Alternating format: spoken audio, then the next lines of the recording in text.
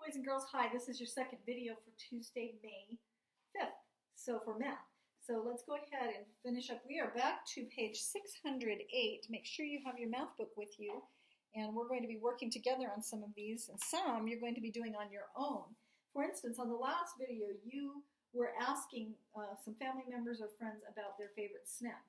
So make sure that you get a chance to do that. Don't forget to go back and do that. Okay, let's look on 608 together, though. Again, we are going to talk about our tally charts. And this is Jenna. She asked 10 friends to choose their favorite subject. So our title is of our graph or our tally chart here is our favorite school subject. And the three subjects are math, reading, and science. Let's go ahead and look at our data and record the totals like we do all the time. So math, how many children chose math? I would say 5, and one more is 6. So record it down. Reading, just take a quick look. How many chose reading? 2, that's the one I would choose. And science, how many chose science? 2. Okay, so we've recorded our data. That's always so helpful.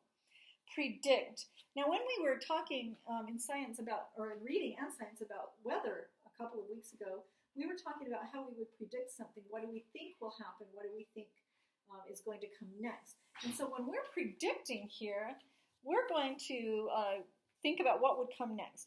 So predict. Which subject will children most likely choose? Well, if she's going to ask 10 more children, just by looking at this, do you think more children are going to choose math? Kind of looks that way according to our data. So it looks like maybe more children will choose math. Let's write down math here.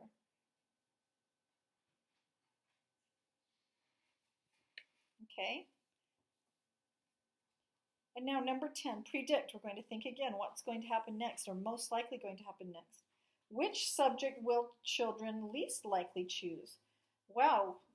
Well, by looking at our data, it looks like the least likely will be reading or science. It's hard to know. I'm going to let you choose. I'm going to write reading or science.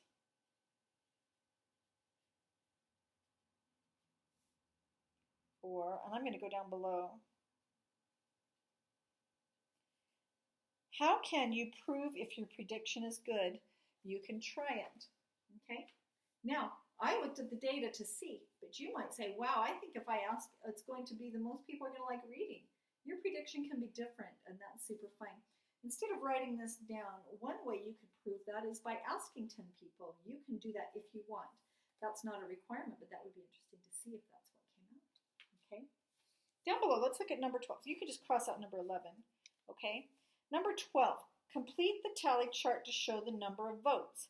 So, fruits we like. So fruit we like, apples, bananas, and grapes. All right? All right. Boys and girls, I'm looking at this one, and honestly, there is nothing. Oh, I see what we're supposed to do. Forgive me. This is my fault. Forgive me. I made a mistake.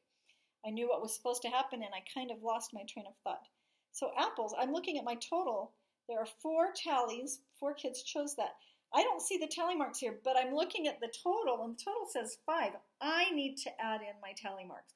That's what I need to do here. I was looking for, wow, what am I supposed to do? But yes, I need to add in the tally marks. So the total is supposed to be 5. Can you help me add in 5 tally marks? 1, 2, 3, 4, and 5. Okay? Grapes. The total over here shows 2. So I need to add in 2 tally marks. Would you do that as well? Okay? And they just had us work a little bit backwards there, and it was kind of backwards in my brain. So instead of adding these afterwards, they gave us the total first, and we had to put in the tally marks. That was kind of an interesting way to go about it, but that's okay. Okay, please turn your paper over, and we're going to look at this last part. This part you're going to do on your own, and I'm going to help you with the directions, and then you're going to do it on your own, okay? So we are on page 609. 609. Okay, this is another one where we're going to ask friends, and I'm going to put a scoop around here because this is something where you're going to ask the question just like you did on the earlier page. You're going to ask about what their favorite color is, and friends or family members. So the favorite color is here, red or blue.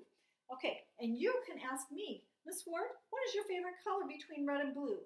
Well, honestly, I like all colors, but I think if I chose my favorite, my next favorite, it would be blue. So would you put one tally on blue? And now you can go ask as many more people as you can in your family, or you can call grandma.